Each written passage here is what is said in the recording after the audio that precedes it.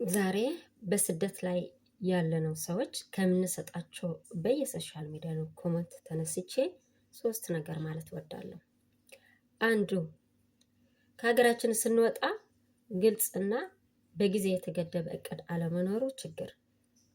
ሁሌ ከሀገራችን ስንወጣ ሰርቼ ይህን ነገር አድርጌ እመለሳለሁ እንጂ እንዴት መቼ የምንለው ግልጽ የሆነ እቅድ የለንም። ወይም ደግሞ ምን መስራት ምን ሰርተን ያ ነገር መቼ አሳክተን አገራችን መግባት እንደምንፈልግ አናቅም።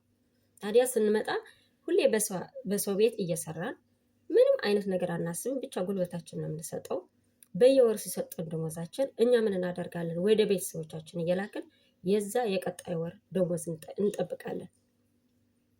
ታዲያ በየወሩ የሚሰጡን ሁሌ ለቤተሰቦቻችን ስንረዳ ቤተሰቦቻችን የማስቡት ልክ ለእነሱ የምንልክላቸው ብር ያን ያህል ብር ደግሞ እኛ እንደምናስቀምጥ ነው የሚያስቡት እንጂ ሁሉ እንዳለን የምንልክላቸው አያውቁም። እኛም ደግሞ ግልጽ አድርገንም አንናገርም። ስለዚህ በየወሩ ስንሰጥ ያ ከሀገራችን አስበን የወጣ ነው ነገር ወይም ደግሞ እቅድ ሳይሳካ የመመለሳችን ቀን ይደርሳል። ያን ህይወታችን ዞር ብለን ስናየው አካውንታችን ያለ ወይ ደግሞ እጃችን ያለ ብር ዜሮ ነው። ያሰብነውም አላሳካንም። ስለዚህ ስንመለስ ጎረቤታችን ምን እንደሚለን እናስባለን፣ ቤተሰቦቻችን ምን እንደሚለን እናስባለን። ስለዚህ ደግሞ ጊዜ መቀጠል እንፈልጋለን፣ ግን ደግሞ ደስተኞችም አይደለንም። ስለዚህ እኔ ትናንትና ካለፈው ተረድቼና አብዛኞቹ እህቶቼ በየሶሻል ሚዲያው አንዳንድ በጣም ጥሩና ተሞክሮ ያላቸው ሰዎች ሲያካፍሉን እኛ የምንሰጠው ኮመንት ሁሌ አነባለሁ። ስለዚህ ያ ችግር የቤተሰብ ችግር ብቻ ሳይሆን እኛ መጀመሪያ የትናንትና አልፈዋል፣ ዛሬም ግን አልመሸም። በ2 ዓመት በ3 ዓመት ወይም በ4 ዓመት ያ የምንፈልገው ነገር ለማሳካት የሆነ ነገር ግልጽና በጊዜ የተገደበ እቅድ ከኖረን ማሳካት እንችላለን። ቢያንስ ለነሱ 10% ከሰጠን 90% ደግሞ 80% ለእኛ መቼ በየወሩ ካስቀመጥ ነው ነገ ዘወር ብለን ወይም ደግሞ ሲሰለቸን ሲደክመን የሆነ አዲስ ህይወት መመስረት ስንፈልግ እኛ ወደዛ ችግር አንገባም። ለምን አለን ያስቀመጥ ነው ሄነን ሀገራችን መኖር እንችላለን። ምክንያቱም ሰው ቤት መኖር ወይም ደግሞ በሰው ሀገር ሆነን ማለት የምንፈልገው ህይወት እየኖርን ነው ማለት አይደለም። ብዙ ይጎድለናል ማለት መኖር ማለት ህይወት ሌላ ህይወት የራሳችን ጊዜ ያስፈልገናል፣ የራሳችን ቢዝነስ ያስፈልገናል፣ የራሳችን ትዳር ያስፈልገናል፣ የራሳችን ልጆች ያስፈልገናል፣ ማህበራዊ ኑሮ ያስፈልገናል፣ መንፈሳዊ ህይወት ያስፈልገናል። እና ይሄ ሁሉ ነገር ላለማግኘት ችግሩ የምንፈጥረው መጀመሪያ እኛ ራሳችን ነው። የሆነ ሰዓት ስንነቃ ግን ይሄ ሁሉ ሲያምረን ለዚህ ህይወት ለመኖር የሚያህል ማንቀሳቀሻ ብር ስለሌለን ሁሌ 5 6 7 8 9 እያለን እድሜያችን ስንገፋው የሆነ ጊዜ ስንነቃ ግን በቃ አሰልቺ በሆነ ነገር እናገኘዋለን። ለምን በቃ ምንም ማድረግ በማንችልበት ሰዓት ነው። ምክንያቱም እድሜያችን ሲሄድ ምንም ነገር ከሌለን አገር መግባትን አንፈልግም። በሰው ሀገር ደግሞ በጣም ሰልችቶናል። እና እኔ ከራሴ ተነስቼ ያገኘሁትን ነገር ቢኖር ይሄ ነው። ግን ደግሞ የሆነ ሰዓት በቁርጥ ከወሰንን ያ ነገር ማሸነፍ እንችላለን። ያለንን ይዘን አሁንም የሆነ ነገር መስራት እንደምንችል አምነን አገራችን ከገባን ሌላ ቢቀር ትዳራችን አድርገን ልጆችን ወልደን መካከለኛ የሆነ ህይወት መኖር እንችላለን። ችግሩ ስለ ስራው ጥናት ሳናደርግ ምን እንደምንሰራ ስለማናውቅ ዝም ብለን የሆነ ስራ ስንጀምር ያ ስራ ፌል ያደርገናል። ይሄ እኔ ደግሞ ከራሴ የተገነዘብኩት ይሄ ነው። ብቻ መስራት እንዳለብኝ እንጂ ምን ነገር መስራት እንዳለብኝ ሳላስብ የሆነ ስራ ከፈትኩ። ግን ደግሞ በጊዜ ወሰንኩ ውሳኔ በጣም ጥሩ ውሳኔ ነበር። የሆነ ሰዓት ሲነቃ ምንም ብር የለኝም። የሆነ ብዙ አመት ግን ቆይቻለሁ በስደት። ስለዚህ አገር መግባት አለብኝ። ይሄ ነገር የምታስታውሰኝ እናቴ ናት። ብዙ አመት እንደቆየሁ እንደውም ሁሌ የምታስታውሰኝ እናቴ ነበረች። እና በጣም ደስ የሚለው በአጋጣሚ አንድ ቀን ቢኖረኝ ባይኖር ዛሬ እገባለሁ ብዬ አገሬ በገባሁ ሰዓት ትዳሬ ልጆቼ ወልጄ ያው የተስተካከለ የቢዝነስ ህይወት ባይኖርም ግን ያ ሰው ልጅ ማግኘት ያለበት ህይወት ካገኘው ሞቶ በሞቶ ስኬታማ ባይሆን ግን እሱን እያጣጣምኩ መኖር ግን እችላለሁ። ስለዚህ ባለኝ ነገር ደስተኛ ሆናለሁ። የሌለኝ ደግሞ ለመፈለግ እንደ አዲስ እርምጃ ወስጄ መራመድ እችላለሁ ማለት ነው። ሁለተኛ ደግሞ ለቤተሰቦቻችን በስደት ላይ ትክክለኛ የምንኖረው አኗኗር አለመንገር ነው። ሁሌ ለወንድሞቻችን፣ ለእህቶቻችን፣ ለእናቶቻችን ስንልክ በቃ እኛ በፊልተር አድርገን አነጋገራችን በጣም እንደተመቸን አድርገን ለቤተሰቦቻችን እንነግራለን። ያኔ ታዲያ ስንነግራቸው እነሱ በጣም እንደተመቸን እንደደላን ማውቀት። ምክንያቱም ፊታችን በጣም ያምራል፣ ንግግራችን ምንም አይነት ችግር እንደሌለበት ነው የምናገራቸው። እነሱ ደግሞ በቃ ብር አስፈለገኝ እንደዚህ ሆንኩ እንደዚህ ሆኑ ሲለን እኛ ደግሞ ፈጥኖ ደራስ ነን። ስለዚህ አለን። ታዲያ እነሱ እዛ ሆኖ የማስቡት መቼ ነው የምትመጣው፣ ሳታገባ ሳትወልድ ቆየች፣ የሁሉ ዓመት ተቀመጠች የሚሉት ለምን? ስለኛ ባክግራውንድ የማያውቁት ነገር የላቸውም። ብር እንደሌለን እኛ ላይ እጃችን እንዳለ ነው እኔ በግልጽ ከተረዳሁት ነገር ነው። ስለዚህ እኛ ያለነው ቦታ ምን እንደሚመስል ነገ አገራችን መግባት እንደምንፈልግ በጣም አሰልች እንደሆነ መጥፎ እንደሆነ መንገር አለብን። ስለዚህ ስንነግራቸው ችግሩ እየተረዱ ሲሄዱ ያው ላኪ ላኪ ላኪ የሚሉትን ችግር ደግሞ መቀነስ ይችላል። ሶስተኛ ደግሞ ቤተሰቦቻችንን ስንረዳ ነገ ይረዱኛል ወይ ደግሞ ሁሌ በችግሬ ሰዓት ከአጠገብ ይሆናል ብለን እናስባለን።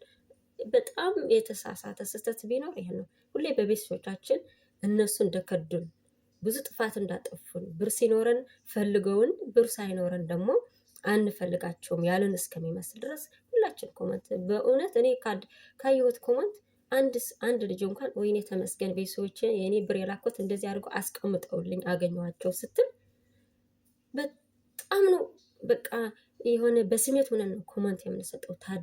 ታድለሽ ምናምን እንላለን። ግን እኮ የኛ ቤተሰቦችን በጣም ክፎች ሆኖ አይደለም። ምን ይሆናል እኛ እዚህ ላይ ደግሞ ስንቀበል ትዳር የለምን ልጅ የለንም። ስለዚህ ልጆቻችን ቤተሰቦቻችን ናቸው፣ ትዳራችን ቤተሰቦቻችን ናቸው። እኛ የምንበላው የምንለብሰው የምንቀባ ምናምን እነሱ ነው የሚገዙልን። አስቤዛ የራሳቸው ነው፣ ቤት ኪራይ የራሳቸው ነው። ስለዚህ እኛ ወር ጠብቀን ደሞዝ ብቻ ተቀብለን ነው የምንረዳቸው። ነገ ግን እነሱ ለእኛ ለመርዳት በጣም ይከብዳቸዋል። ለምን? የራሳቸው ህይወት አላቸው፣ ትዳር ይዛሉ። ለምሳሌ እኔ ታናሽ እህቴ ትቻት የወጣው ስደት እየረዳኋት ከነበር ሲመለስ እሷ ትዳር አድርጋለች፣ ልጅ ወልዳለች። ስለዚህ በምን መልክ ነው ለእኔ የምትረዳኝ? ምንም ልትረዳኝ አትችልም። ምክንያቱም ህይወት ራሱ እንዳትጠየቀኝ ራሱ ያደርጋታል። እንደምን አደረሽ እንደምን ዋለሽ ልትለን የካርድም የምታጣበት ሰዓት ሊኖር ይችላል። ሰዓትም ታጣለች እና ልክ እንደ እኛ እንደምናስበው አይደለም እዛ እንጂ ክፋት ኖሯቸው አይደለም።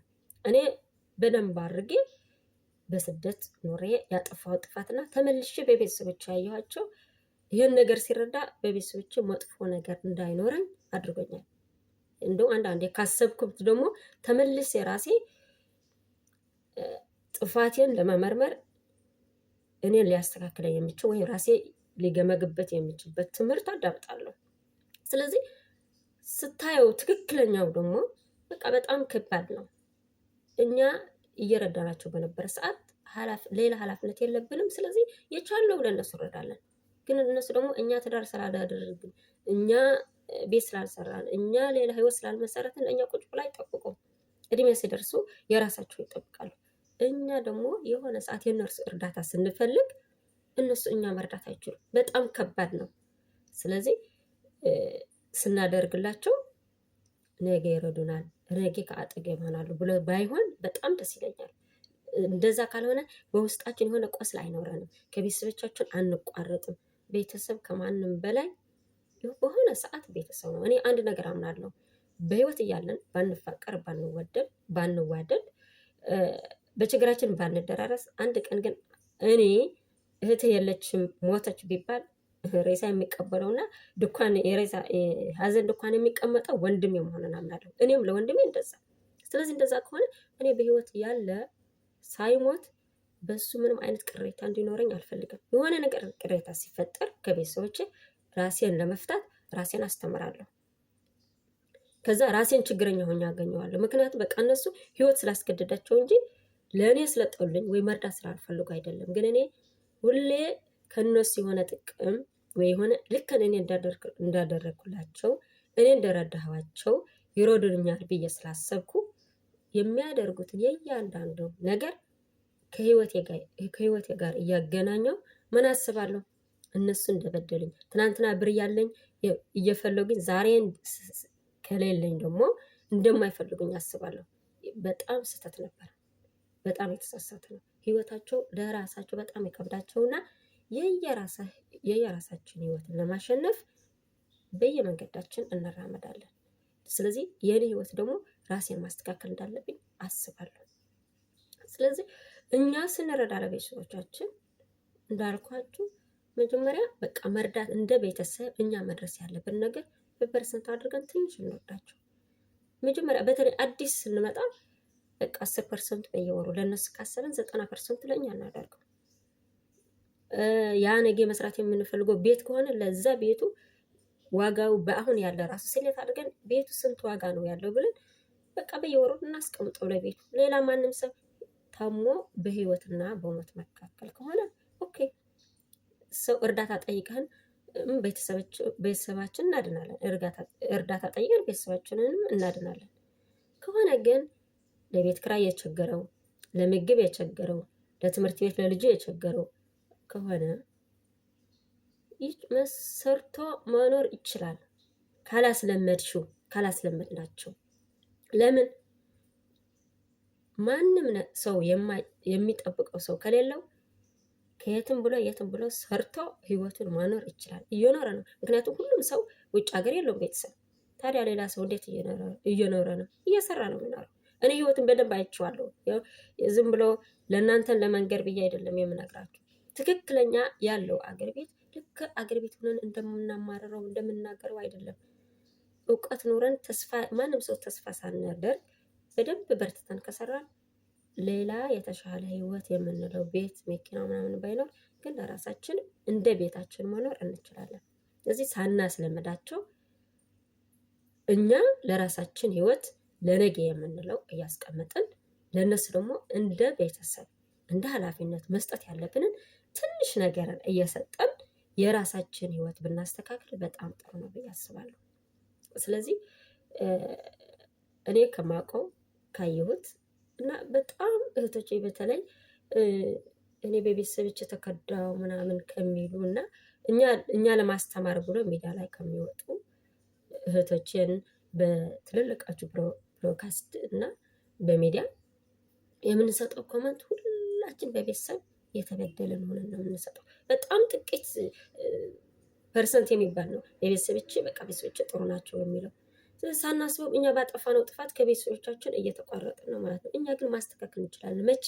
ከመጀመሪያው አይ እኔ ያለሁበት ህይወት በጣም አስጠሊ ነው፣ በእንደዚህ ህይወት ስላለው እኔ ብዙ መቆየት አልችልም፣ ግን ነገ እኔም በሁለት እግሬ ከቆምኩ እናንተ መርዳት ስለምችል በቃ እናንተ የሚረዳችሁ በዚህ መልኩ ነው፣ እኔ ደግሞ ለእኔ ደግሞ እንደዚህ አድርጌ ራሴን ህይወቴን መቀየር ልፈልግ ብለን ራሳችን ህግ አውጥተን ደንበር አድርገን ከቤተሰቦቻችን በፍቅር መኖር ይቻላል። አይጥልንም በጭራሽ ማለት ነው። ካስለመድናቸው እንጂ ካልለመዱ እኛም ተስፋ አያደርጉም። ራሳቸው በራሳቸው ስለሚሯሯጡ እኛ እንደምንልክላቸው ራሱ ትዝ አይላቸው። ስለዚህ እህቶቼ ወንድሞችም ካላችሁ እውነታውን ይሄ ነው። እኛ ማስተካከል የምንፈልገው ማስተካከል እንችላለን። በራሴ ህይወት ማንም ሰው ኃላፊነት አይወስድልኝም። ለውድቀቴ ደግሞ ማንም ሰው ኃላፊነት መውሰድ የለበትም። ለውድቀቴ ቤተሰቦቼ ኃላፊነት ከሰጠኋቸው፣ ባለቤት ኃላፊነት ከሰጠው፣ እንትና ጎረቤቴ እንትና ጓደኛ ብዬ ኃላፊነት የእኔ ውድቀት የእሱ አለመርዳት ብዬ ከወሰድኩት እኔ ወድቄ ነው የምቀረው። ግን የራሴ ውድቀት በራሴ ነው ብዬ ካሰብኩ ሁሌ እንደምነሳ እኔ አምናለሁ። ችግር አለ፣ ውድቀት አለ። ግን ማንም ሰው ወድቆ ሳይነሳ የሆነ ቦታ አልደረሰም። ሁሉም እየወደቀ እየተነሳ ነው። ግን ያ ወድቆ የምነሳው በኃላፊነቱ የውድቀቱ ችግር ወይም የውድቀቱ ምክንያት ራሱ መሆኑን አምኖ ይነሳል። አብዛኞቻችን ደግሞ በቃ በጣም በሚያስጠላ ህይወት የምንኖረው ህይወታችንን ለማጥፋትን የምንራራጠው ቤተሰቦቻችን የምንወቅሰው የውድቀታችን ምክንያት ሌላ ሰው መሆኑን ስለምናሳምን ወደ ውስጣችን ነው። ስለዚህ የራሳችንን ህይወት ለማስተካከል መወሰን ያለብን ራሳችንን። ሰላም።